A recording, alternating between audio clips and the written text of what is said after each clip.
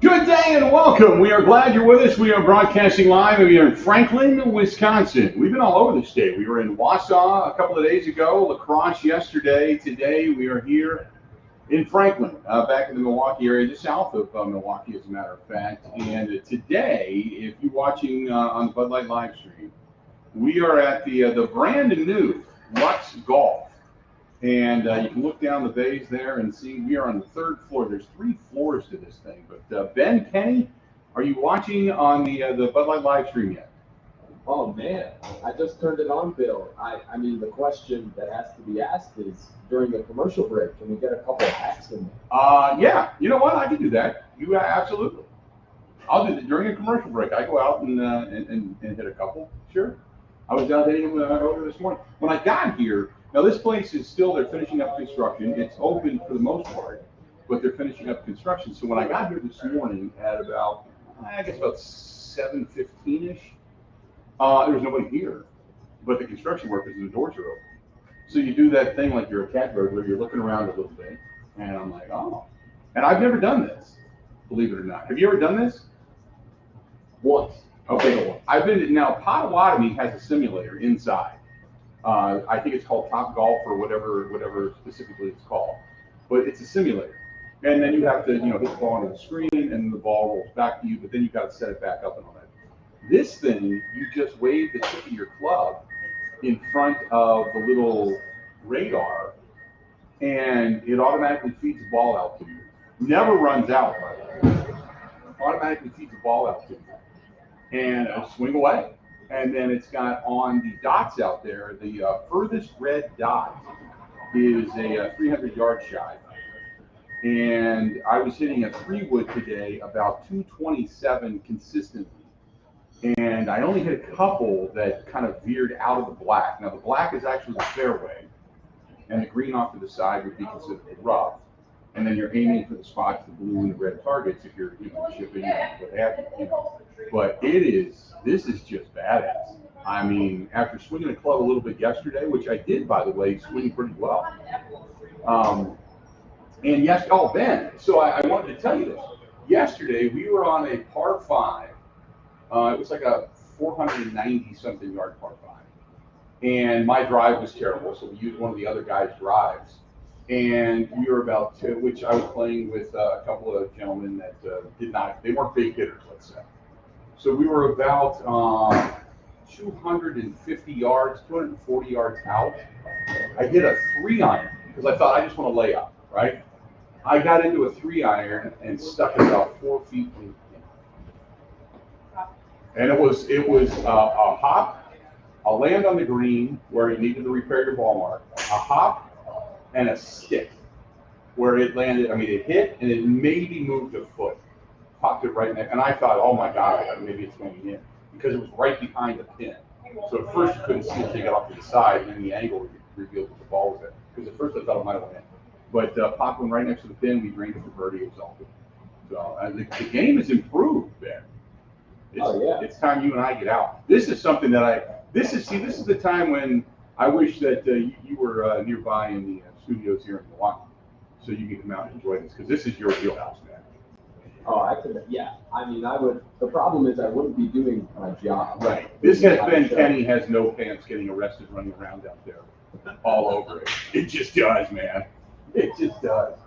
If anything, I could fill 2 or 3 segments of people laughing at how bad I hit the ball.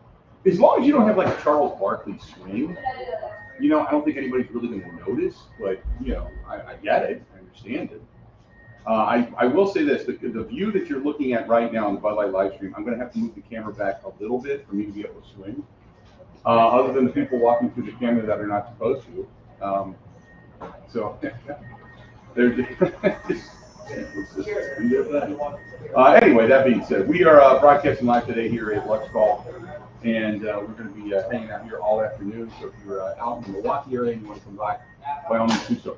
We'll talk some Packers coming up here in a little bit, and in addition to that, we will also talk Brewers baseball about the, for lack of a better term, is there an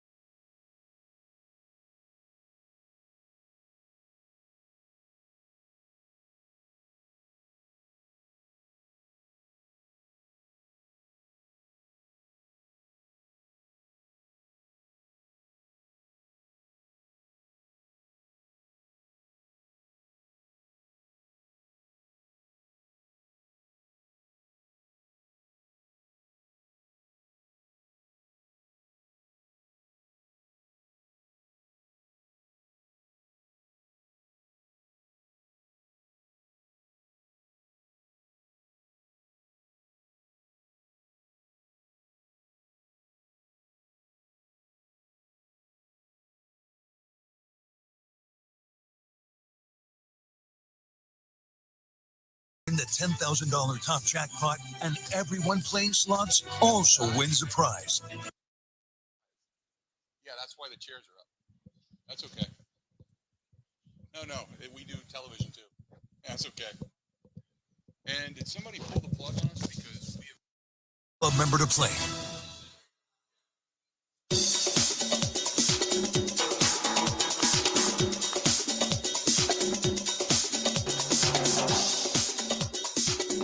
Bill Michaels will resume in 3 minutes.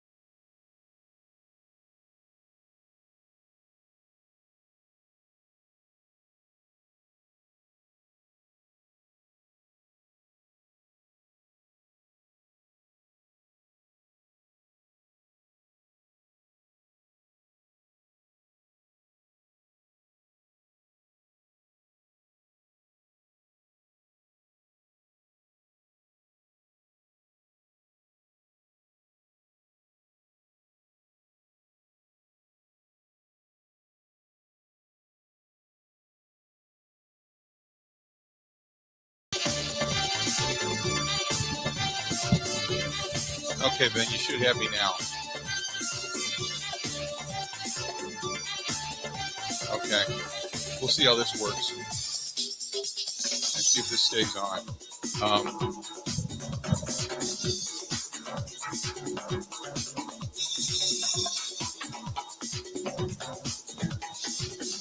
Bill Michaels will resume in 1 minute.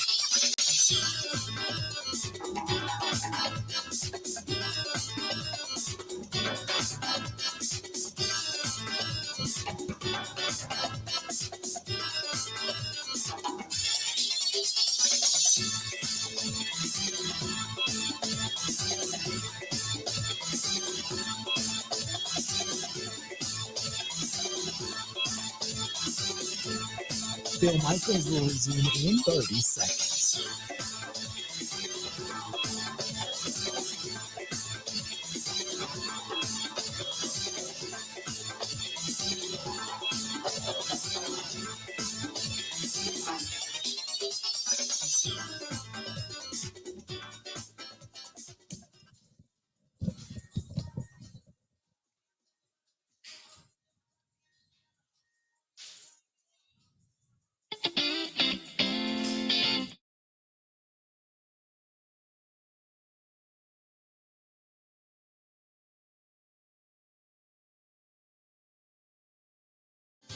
Welcome back to the program. Glad to have you.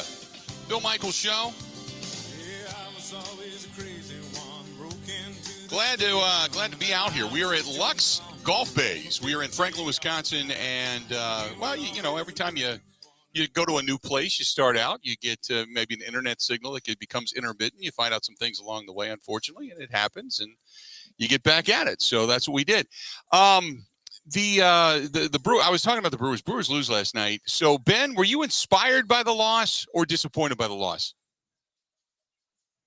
I'm not disappointed given how dominant, the Dodgers have been and the guy they had out there on the mound. I'm definitely not inspired because it wasn't really an inspiring brand of baseball. I just kind of feel like it was expected in a way, which might be a little sad.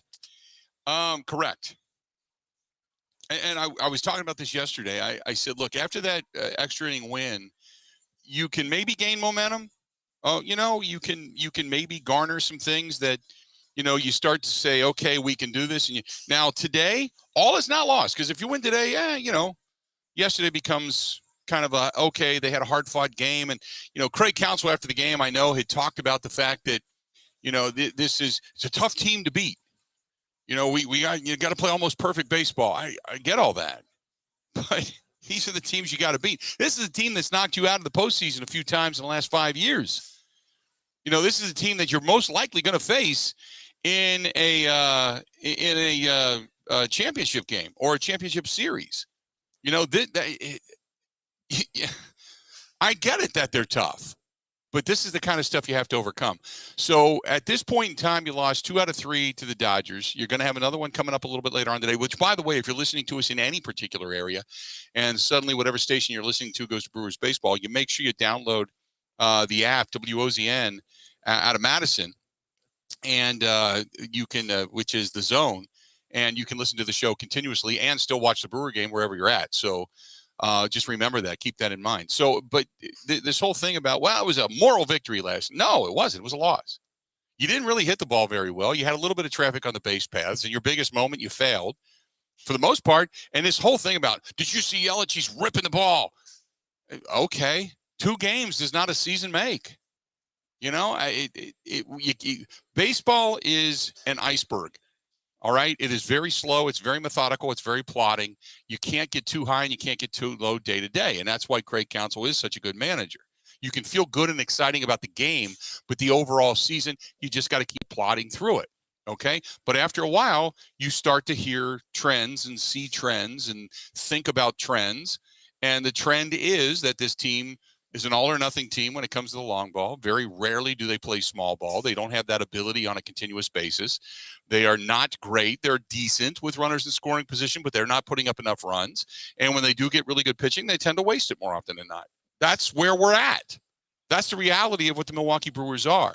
So what you need to look at, if you're going to carry, quote, momentum, which is very tough to do in baseball, you get a win today, you get 2 out of 3 against the Cubs, and then you go back into LA with a little bit of a head of steam.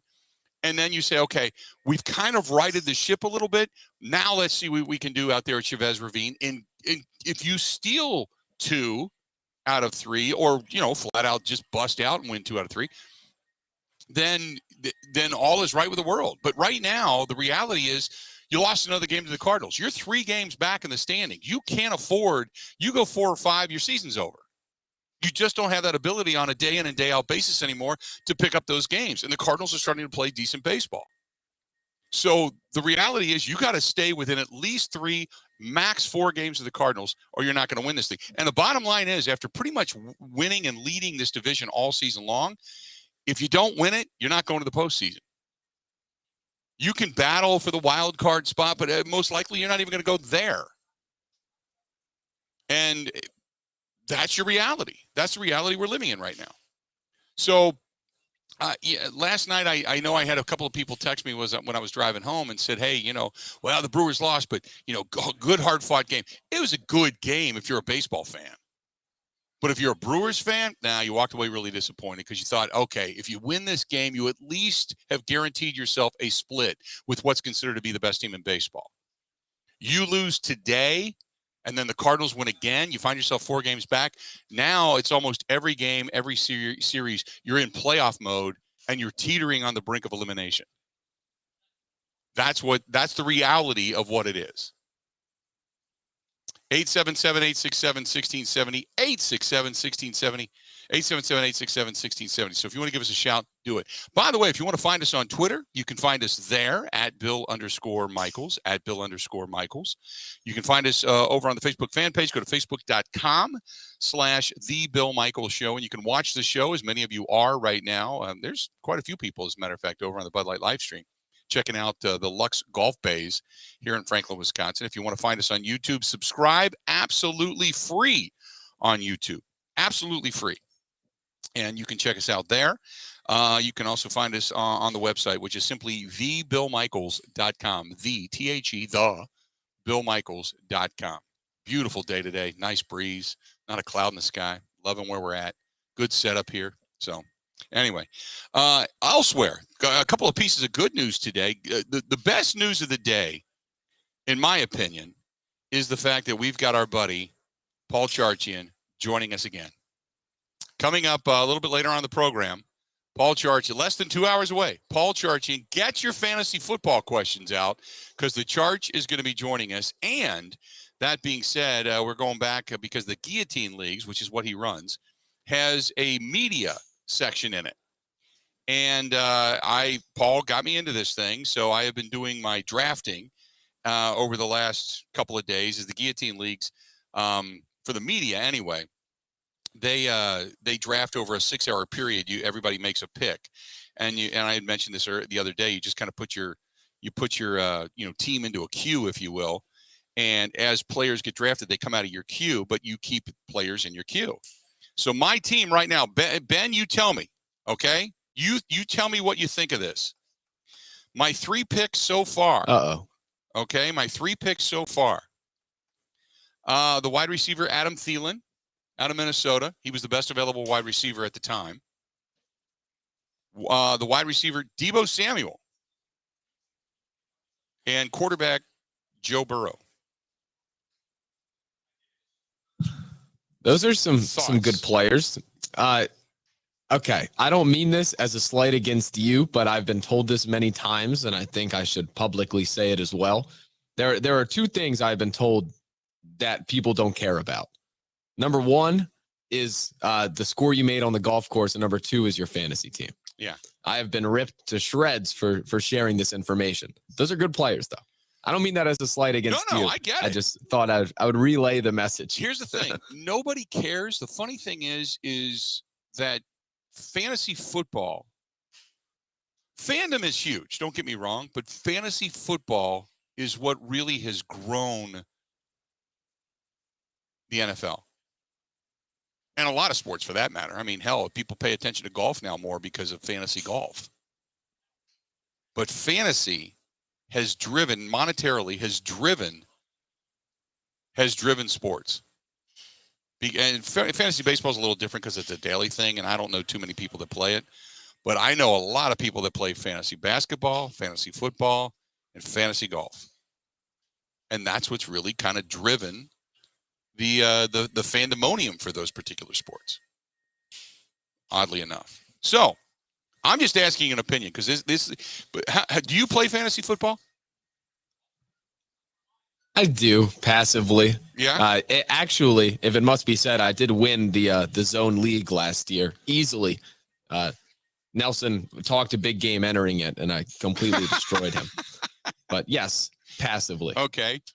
And people have always criticized me for this, specifically people that listen to the show. I have not played fantasy football solely for 20 years. I buy into a team. A buddy of mine in Cincinnati, he got us into this rather high dollar league years ago. And it's not something that I can afford on my own. So there's 4 guys that go in together, and we all put in a few $100, and that's per team. And at the end of the year, there's a big party and all that kind of stuff. But I have not participated solely with a team now in over 20 years. I did it, I think, the first year, second year, maybe I came to Wisconsin, but I haven't been, probably since 2019 was the last time I owned my own team. This is the first year I have my own team, so to speak.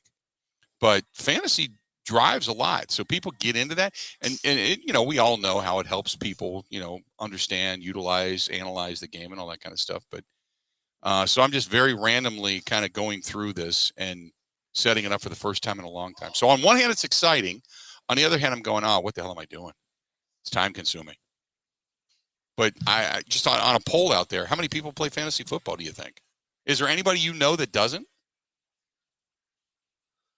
There are many, but they're generally not as big sports fans. Okay. All of the NFL fans I know do play it. Right. But yeah, if there's one piece of expertise I can bring to this is, given my college football nerd state, I can give you certain rookies that no one's heard of that might end up as good players. Okay. But aside from that, I'll sit here and give passive reaction. Okay.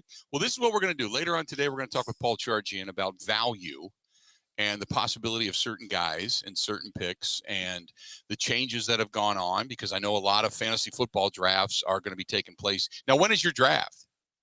Is it this week or next week? It has been going on for the last couple weeks. It's a long story. Okay.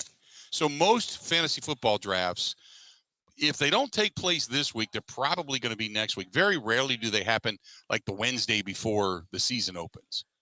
Some do, because you wait for cut down day and people to, kind of trade players and such. But for the most part, everything's pretty much settled here in the next couple of weeks.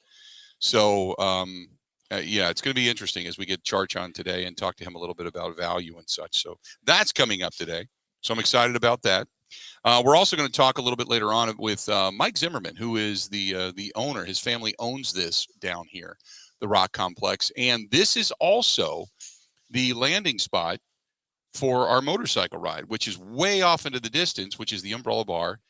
And just off to my right is the Milkmen Stadium. And this is an incredible complex, Ben. At some point, you guys got to come down and we got to do an outing down here. So we'll come down and hang out here again. So, yeah, for sure. 877-867-1670, 877-867-1670. If you want to hit us up, by all means, go ahead and do so. Again, 877-867-1670. Let's do this. We're going to go ahead and get ready to take a break.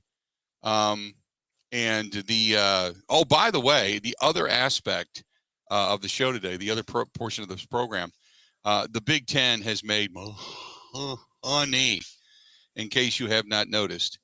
The Big Ten, a $7+ billion with a B, billion dollar TV media rights deal. $7 billion they have rolled out, which is just a phenomenal amount of money. And I want to get into that as well, because it's just crazy kind of money that the Big Ten is doling out, or that the Big Ten is receiving. It's bananas. The long-awaited media rights deal, it's official, and it is it's backloaded. It starts in 2023, averages out to more than $1 billion annually. The agreement is with Fox, CBS, NBC. It's got the caveat, according to someone in the Big Ten, says we are not done expanding in terms of a timetable. There's potential expansion targets and such. And we know that the Big Ten Commissioner, Kevin Warren, who talked about that during Big Ten Media Week, that he said, look, we're going to be aggressive. But we all know that what the linchpin is to all of this. The linchpin is Notre Dame. At some point, you're waiting to find out what's going to happen with Notre Dame and any other additional teams that are going to eventually come into the Big Ten. But in terms of the current deal, it resets the bar for what the universities can make on their media rights. When USC, UCLA, they're all added to the conference in 2024, the annual payout over the lifetime of the agreement could be in excess of $70 million per member in a 16-team conference. Now, keep in mind that Notre Dame was hoping to get $75 million per year for themselves from NBC. The likelihood of that now at this point, you most assumedly would be that's not going to happen. So Notre Dame's got to either hold their breath and say we're going to hold out, or they're eventually going to make a decision and come current and say, okay, since NBC's already jumping in bed with the Big Ten, maybe we should just go in that direction. That's what a lot of people are assuming. In terms of the current deal, like I said, it sets the bar rather high, but $70 million per team per year. Starting with the 2023-2024 athletic season, Big Ten Sports can be available across 6 different platforms. Fox, its affiliates, FS1, the Big Ten Network, CBS, which is winding down its longstanding partnership with the SEC, and NBC and its direct-to-customer streaming arm, which is Peacock, we all know. And the one big notable omission in all of this is ESPN. And ESPN's been airing Big Ten athletics for decades, for 40-plus years. And multiple sources are saying ESPN still could jump into this, land an agreement to carry Big Ten content as a sub-licensor, so to speak, as far as like basketball goes, because they're looking to fill their basketball schedule. And everybody knows that with the realignment and such that's going on and what the possibilities could be for, say, a playoff system, that there is the possibility that the SEC, the Big Ten, and one or two other larger conferences could decide to separate and just say, we're not going to be a part of the NCAA anymore. We're going to hold our own tournament. We're going to hold our own TV rights deal. We're going to do our own thing. We're bigger, badder than everybody else on the block. So therefore, we're going to own it. And for the most part, they will. The problem is that some of the smaller schools that at times may have a shot to actually in a year or 2 or 4 compete for a national title because they just strike it rich at the right time. For the most part, they're not going to be a part of this. That's the only disappointing thing. They're going to try to keep a lot of the rivalries. They're going to try to keep a lot of the history, tradition, if you will.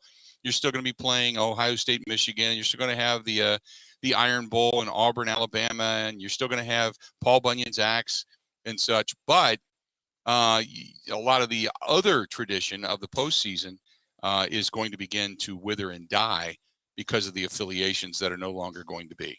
So if you are a fan of tradition and old school, you're hating this. You're hating it. But if you're a fan of, hey, let's make it bigger, better, and let me enjoy it more, let's make it more competitive, more exciting, more, thought, so to speak, when it comes to each game and the meaning of each game and the impetus put on each game, then you're probably going to love it. You're probably going to enjoy the hell out of it. So anyway, so that's it. So we are broadcasting live. We are Luxe Air Bays, Golf Bays here in Franklin, Wisconsin. You got people already starting to trickle in. Now, they have not had the grand opening here as of yet, but today they've been opening the doors this week. And a few people that want to come in and try it out, take a look at it,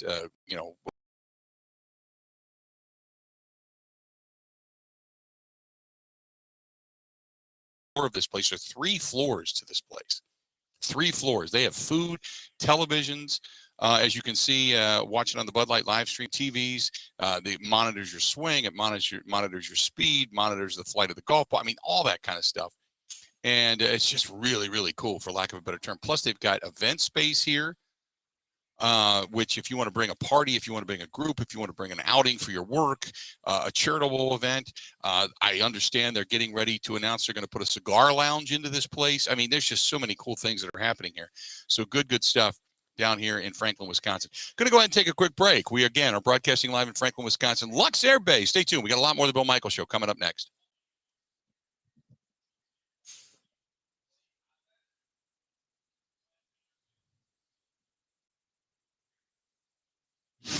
This is the Bill Michaels Show on the Wisconsin Sports Zone Radio Network. One of the worst things that you can hear, you have cancer. The worst is when you hear the words, your child has cancer. When a child is diagnosed with cancer, it changes their world. Sometimes they can't even do things that they really love, like playing soccer, riding a bike, going to prom, attending school. Children with cancer spend a lot of time away from others. Time in the hospital, treatments, tired, nauseous, and they feel isolated. That's where Special Spaces Wisconsin steps in. They provide these children with a special space where they can not only sleep, but they can play, they can heal, they can spend time away from the challenges of their illness. It's a customized bedroom designed just for them. How about a princess castle or a pirate ship or a sports-themed bedroom? They transform that child's existing bedroom into a place that only he or she can imagine, a place for them just to be a kid. This effort is done with teams of dedicated volunteers and sponsors, just like our friends from Pella Windows and Doors of Wisconsin and all the community partners. If you'd like to find out more or to donate, go to specialspaces.org. That is specialspaces.org. Wisconsin isn't snobby, snooty, or pretentious. It's Midwestern charm at its finest. And that's exactly what Forgotten Fire Winery in Peshtigo is all about. Fun in a bottle without the attitude. You can find their full wine and cider lineup in their tasting room or in liquor and grocery stores throughout the state. The winery is a great place to get away for wine and cider tastings, great live music, and private events all year long. Remember, any time is a great time for Forgotten Fire wines and ciders. Wisconsin wine made from Wisconsin people.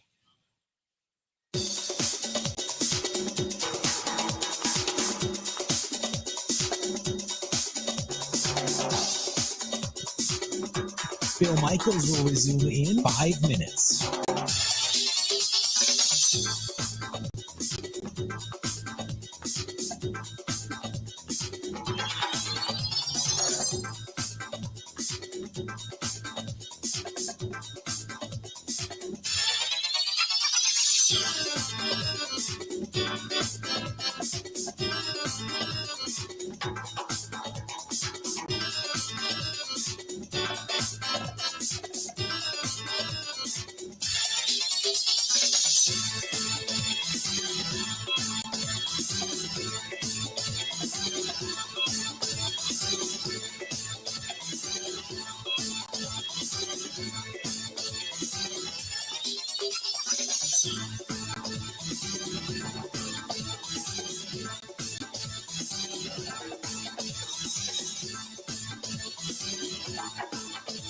Bill Michaels will resume in 4 minutes.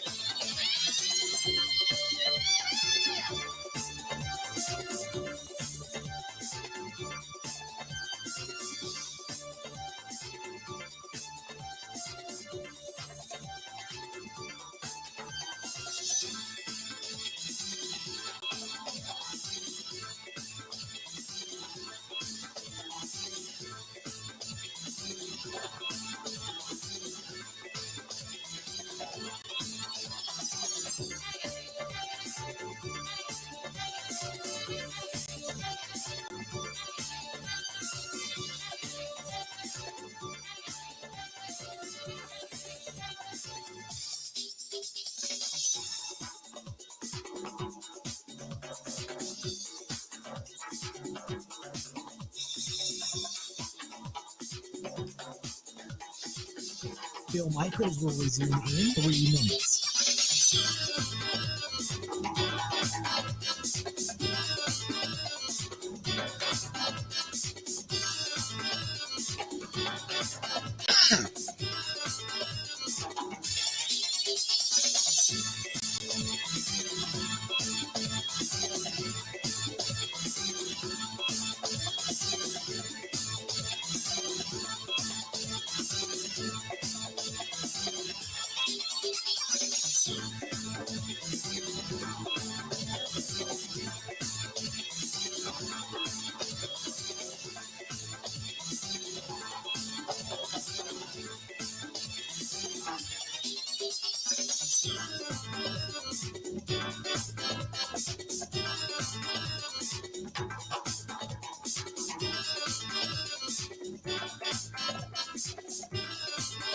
Bill Michaels will resume in 2 minutes.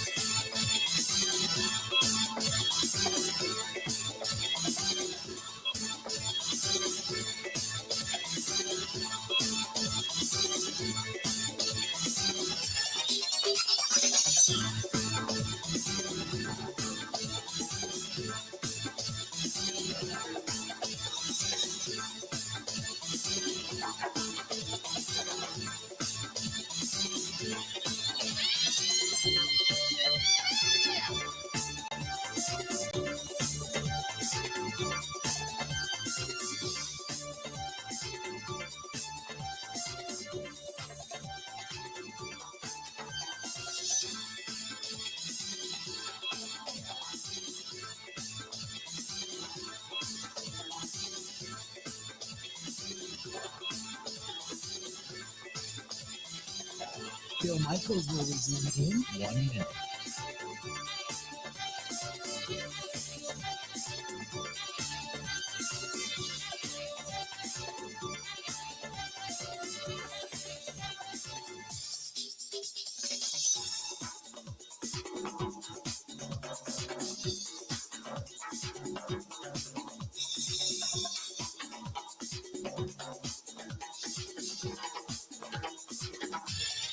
Bill Michaels will resume in 30 seconds.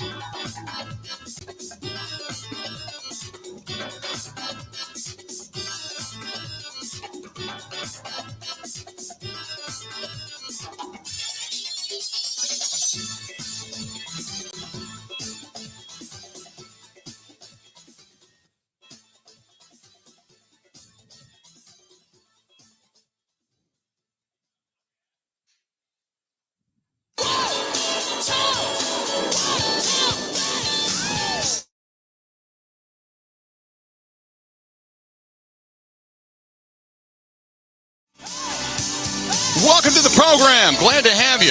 This portion of the program brought to you by our friends at Bud Light, the official beer sponsor of the Bill Michaels Sports Talk Network, and Bud Light here on site as well at Luxe Golf, which is here in Franklin, Wisconsin, where we're broadcasting live from today. If you're following us on the Bud Light live stream, and I hope we get all the bugs worked out, but we shall see. Hey, by the way, going back to the Brewers, interesting stuff from Adam McCalvey. Keston here, a lot of people have been clamoring for Keston here to try to get some at-bats, and the fact that, you know, he's been limited. He's hitting .296 with a .405 slugging percentage, or a on-base percentage, 62 slash line, and 84 big league plate appearances against right-handed pitching this season. So why is he not playing? The Q&A with Craig Counsell is this. The question says, is it really tricky to find out where to get him at bats right now? And Craig Counsell said, we're going to try to put out a team to win the game every night. That's the best way to say it. I don't feel like we're in a spot right now where we're trying to, quote, get somebody at bats. We're trying to put a team out there to win games. And then he was asked, that might surprise some people watching because they see his numbers against righties and they think he might be a guy you want to get the at bats against right-handers. And Craig said, well, I think there's a case for that. He said, are there positional limitations? And Craig Counsell said, yep, you could say that. I think defense plays into our lineup decisions as well, yes. And he was asked, does swing and miss come into factor when you talk about lineup decisions? He said, no, not necessarily. I think overall the offensive picture does. And then he was asked, how has getting results from mechanical changes helped him?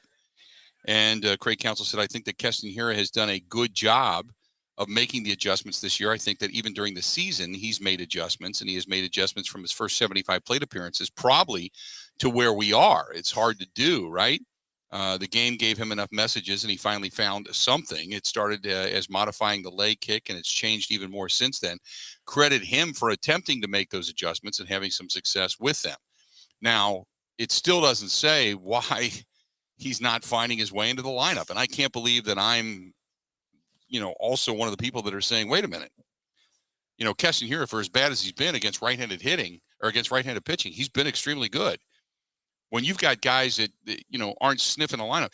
And let me ask you this, and Ben, you tell me, Cody Bellinger is having a terrible season and was benched the other night. They just flat out didn't play him. It's just not even to say, well, we need to give him time off. They just took him out of the lineup. At some point, when you got a guy going 0 for 25, batting from the left side of the plate, in Christian Yelich, and his numbers just really aren't that good, let's be honest. Don't you just say, hey, Christian, why don't you go sit for a while? If you can't help us, you're hurting us. And in other words, we're playing you, Christian, because you're making a lot of money. So do you buy the argument of we're trying to put a team out there to win games? I do. I think some of the struggles there are not necessarily with Yelich. The Yelich situation, they have to play him. I feel like it's not like they could throw other guys out there in the outfield, plus the money. And I mean, before this month, he had been hitting okay and getting on base okay. But when it comes to fielding the best lineup, and Adam pointed this out, I feel like this is getting caught between what McCutchen could maybe bring as a veteran and thinking that other good play could be around the corner, as opposed to maybe he's just, a little too old and doesn't have it anymore compared to what Hiura could bring. So if it was up to me, Hiura would be in the lineup every time there's a righty on the mound. Mm-hmm. And Kurt Hogg also did a good job documenting the changes Hiura's made to his swing and stuff like that. But in terms of fielding the best lineup every day, I would say Counsell does. I still believe he's a little, hands tied behind the back with the lack of moves and the lack of depth, really, and hitting depth especially. But I would like to see Hiura out there. I say all that to say, though, I can't really discount Counsell here. I feel like this could be more of a front office thing. Yeah, that's the way I feel. When I sat last night and I did the Q&A after the cigar dinner, most people seem to feel like the front office has given up. Do you feel like that? No, I don't think they've given up. And also, it's necessary to note, Josh Hader hasn't pitched in like 7 days for San Diego because he only pitches in save situations where it's the 9th inning and he can throw 1 inning. I don't think they've given up. I also don't believe they've maximized their team's chances to win this year. Maybe that's the better way of putting it. So when you say we're doing everything we can to win games, the question becomes, are you? Or is that lip service? You're 3 games back right now behind the St. Louis Cardinals. San Diego, for the trade they made, at the time, they were 12 games behind the Dodgers, and everybody thought that, well, there's no way they're going to catch the Dodgers, and pretty much that's true. But when you look at the wild card standings where things are right now, the Brewers are still 2 games behind San Diego. San Diego getting a win yesterday, and the Brewers obviously not. In the meantime, they're 6.5 games behind the Atlanta Braves, 1.5 games behind the Philadelphia Phillies. 2 games behind the Padres, and 3.5 games ahead of the Giants. So, I mean, the Brewers are, don't get me wrong, they're still within striking distance, but I still think that if the Brewers don't win the division, they're not making it to the postseason. I don't think they are. And while people talk about the Padres being two games ahead of them, technically it's 2.5 games because the Phillies are right now in the second wild card spot. So, you know, you're not chasing the Padres. I mean, technically, I guess you can say you're behind the Padres, but you're chasing the Phillies because the Phillies are 2.5 games right now, or a half game up on the Brewers in that chase. So I don't think the Brewers have maximized their ability to win games. I think it's a big disappointment right now. I really do. You know, as Gary said, he says he feels like they punted on the season. It's just sad. Mark says that the Brewers gave up, therefore the fans should too. Last night I had more than a few questions and discussion. I mean, it got like people were angry. They traded away Hader, saying, well, you could have done this in the postseason. You know, after the year, you could have done this. There was no there was no reason that you had to do it right here, right now, for what you got in return. And for what you got in return certainly hasn't benefited this team. And everybody and their brother knew you needed a bat. And instead, you got pitching prospects and 2 guys that really aren't any good. And the only reason you did it was because you didn't feel like you wanted to pay him in the offseason.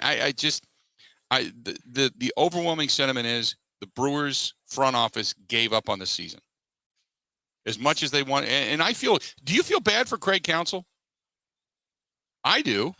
A little bit, yes. I do. I feel like he was, I don't want to say blindsided because I'm sure he's in on all these discussions, but you can, when they lose a game and, you know, they're specifically talking about players like Keston Hiura and what they need to do. And, you know, and then obviously right after the you know, Josh Hader trade, and when he is sitting there talking to the media about the trade and about what they got and what's in return, you feel bad for the guy because he knows what's going on, but in some way, shape, or form, he's got to sell it to not only the fans, but the guys in that clubhouse that, oh no, we're going for it. We're a really good baseball team. You know, we're going to be, you know, it's almost like Major League at this point where you need to have a team meeting and guys need to stand up and say, well, then just go win the whole damn thing. You know, it's on the guys now. I mean, because clearly front office didn't help you. They didn't do anything. I mean, there were people last night. Now, I wouldn't go that far, but people last night said, yeah, get rid of David Stearns. His magic is gone. You know, it's like, whoa, wait a minute. The guy's had a lot of really good moves. It's strictly a what have you done for me, you know, lately business. I understand that, but, you know, I think today, as much as our emotions can run hot and cold, I think today's a big day because if they lose today, Cardinals win, Padres win, you're starting to look 3-4 games back. You know, I think then you are under a tremendous amount of pressure because it is so hard once you get 4 games back with 5 weeks to go to climb back into this thing. It would all but pretty much seal your fate. And then you're just simply chasing a wild card. And then the question becomes, do you think they can win a wild card game? I think they can. You can win one game. You can get hot for a day. But is there anything to tell you the way this team has performed, specifically since the Josh Hader trade, that they have any say, oh, yeah, the 4 things you need to win a championship? You need to be good. They're pretty good, but they're not great. You need to be healthy. For the most part, they've gotten healthy again. You need to be lucky. Not a whole lot of luck. And you need to be hot. And they're not hot. You know, 3 of the 4 that you need to win a championship, you don't have. And you're only pretty good. You're not by far talent-wise better than what's out there, than those ahead of you. So I think a lot of things, that's the reason I think more so than anything that David Stearns and Mark Antanasio looked at this and said, you know what, if we can sell this to the fans that it's a good thing to get rid of Josh Hader, let's get rid of the money now. That's just the way, that's the perception becoming reality to a lot of people. Let's do this. We're going to go ahead and take a quick break and come back. Broadcasting live, as you can see over on the Bud Light live stream, it is at Luxe Golf Bays. We are here in Franklin, Wisconsin. It is a fantastic time here. And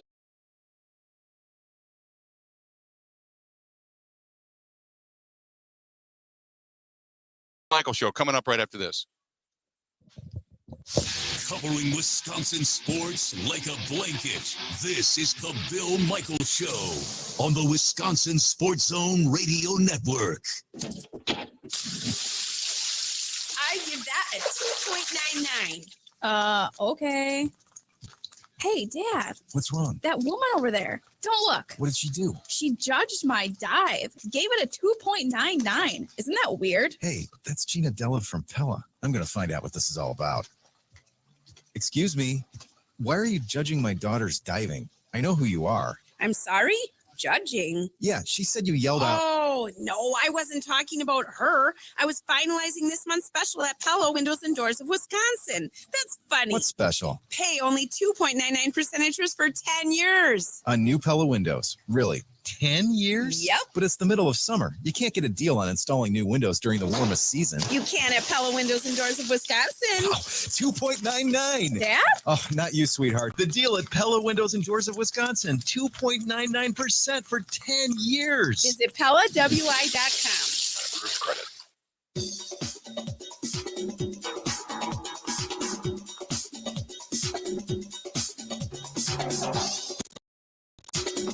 Bill Michaels will resume in 3 minutes.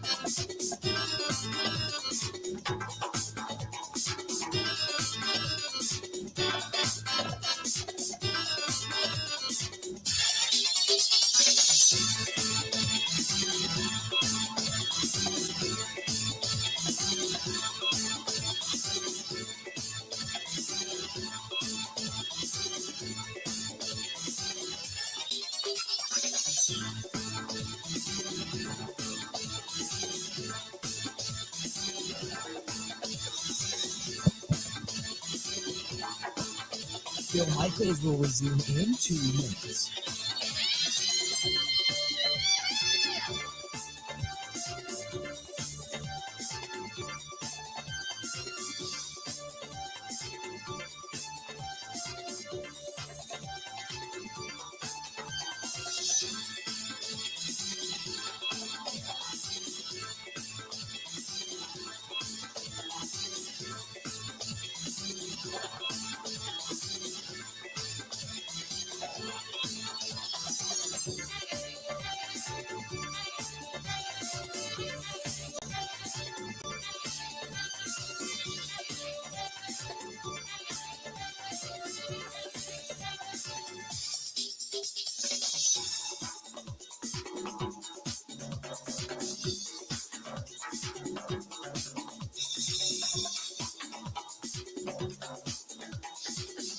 Bill Michaels will resume in 1 minute.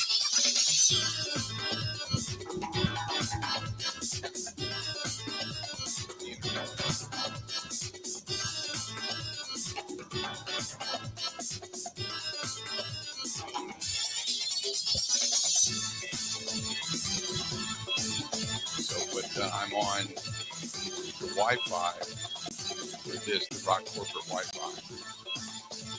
On both of those, so that's got to be great. This has to be connected, so I ended up going with a jumper and trying to get out and sell something. So let's see what happens. That's dropping.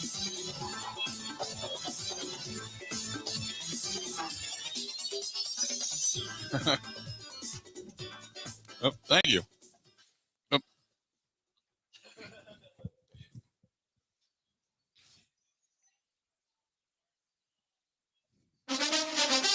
Now, a training camp update. In Green Bay, here's Mike Clemens. The Packers and the Saints wrapped up their 2 days of joint practices, getting ready for tomorrow night's preseason game. It was sunny and warm and 80 degrees. 2 camp fights broke out. The Saints dismissed after he got into an altercation with Packers defensive back Eric Stokes. Was Stokes expecting it? Of course, I expect it to be even more physical because now cheat shot they were doing during practice that we have rules and stuff. Like, nah, we know the rules. Like, it is what it is. As long as it's between the white lines, we can do whatever. So I feel like it would be a lot more if it was for Friday. Saints head coach Dennis Allen. Yeah, I thought it's a little hotter today than it was yesterday. You know, we got a little light on the offensive line.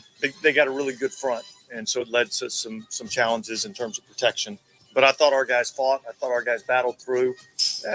Look, second day, you know, everybody goes in, they get coached up a little bit. They come out with a little bit more fire the next day. You don't like seeing it, but it's part of what happens in these practices when you're going against another team. So we dealt with it. We moved on from it, and I thought we had a couple of good days of work. Packers rookie outside linebacker J.J. Enikbari is emerging as a backup candidate behind Preston Smith and Rashawn Gary. I feel like I had pretty solid, 2 solid days, and definitely a lot of stuff I can work on, hand placement, stuff like that, just being more aggressive on my strike. But overall, pretty good solid days. Packers head coach Matt LaFleur. Certainly there's some things that we have to clean up from an operations standpoint, particularly on the offensive side of the ball. But I thought really the guys competed hard, and I thought it was a productive practice. That's Matt LaFleur. In Green Bay, I'm Mike Clemens on The Bill Michaels Show.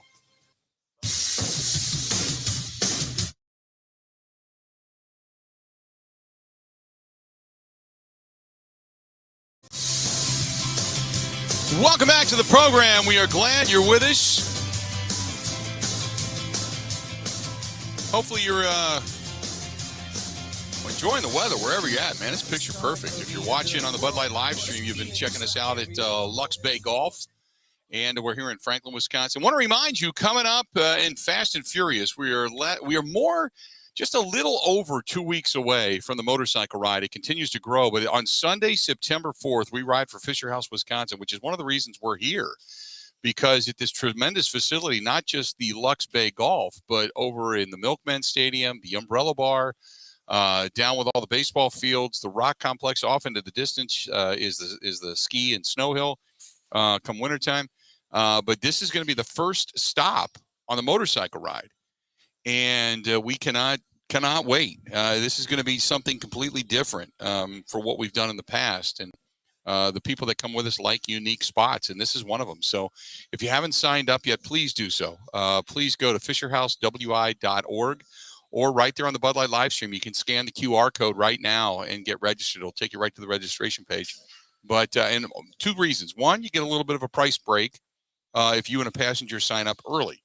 The second portion of this is that you also get pre-registered for the people who pre-register have a shot at winning some of the great prize packages we put together to kind of spur on the incentive to get pre-registered.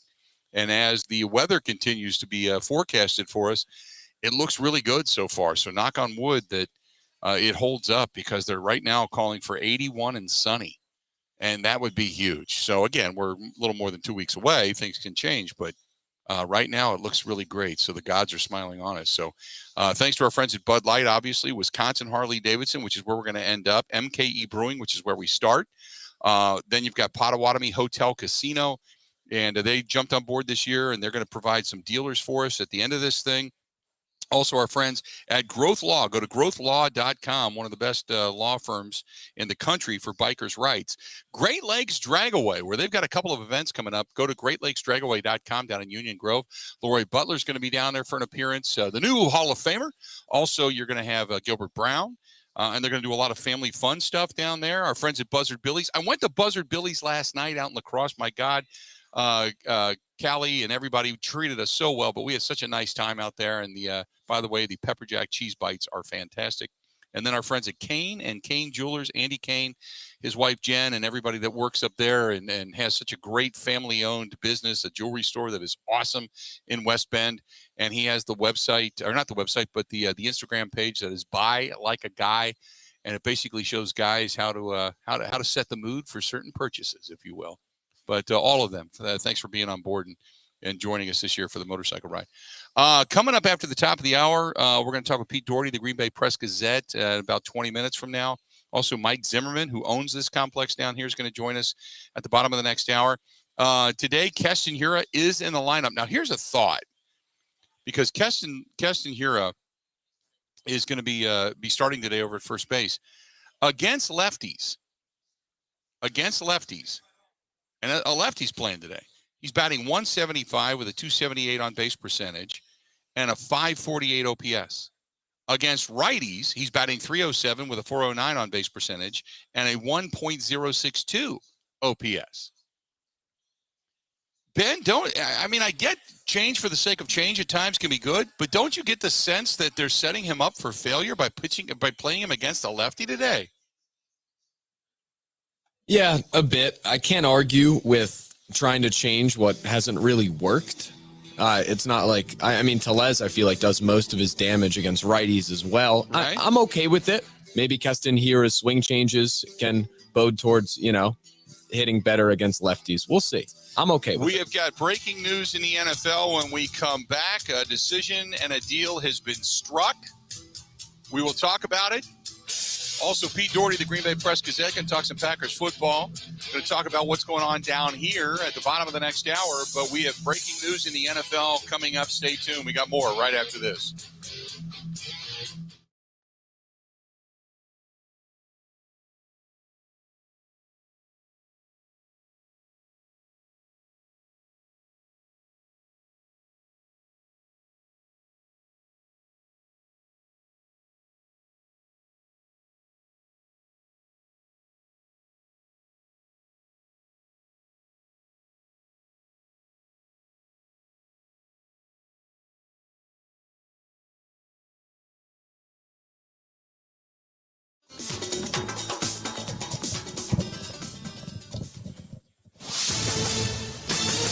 This is a Wisconsin Sports Zone update. Last night, the Brewers pitching did their job, but the offense was unable to hold up their end of the bargain as the Crew would fall to the LA Dodgers 2-1 at American Family Field. Brewers starting pitcher Eric Lauer would go 7 innings, striking out 7, giving up 4 hits and 2 earned runs, while the Brewers offense could only collect 4 hits on the night. Here's more from manager Craig Counsell. It's a tough team to beat. You got to play well to beat them. They've earned a great record. They're obviously been the team to knock off in the National League for a while now, and you got to play good to beat them.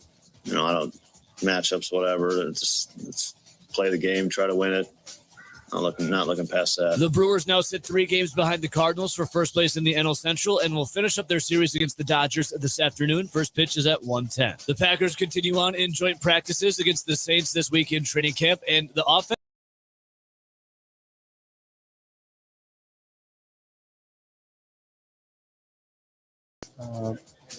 We're going to play our best guys when the season starts. And whoever those guys are going to get the reps. And I need guys out there I can trust. The Packers' second preseason game is tomorrow night against the New Orleans.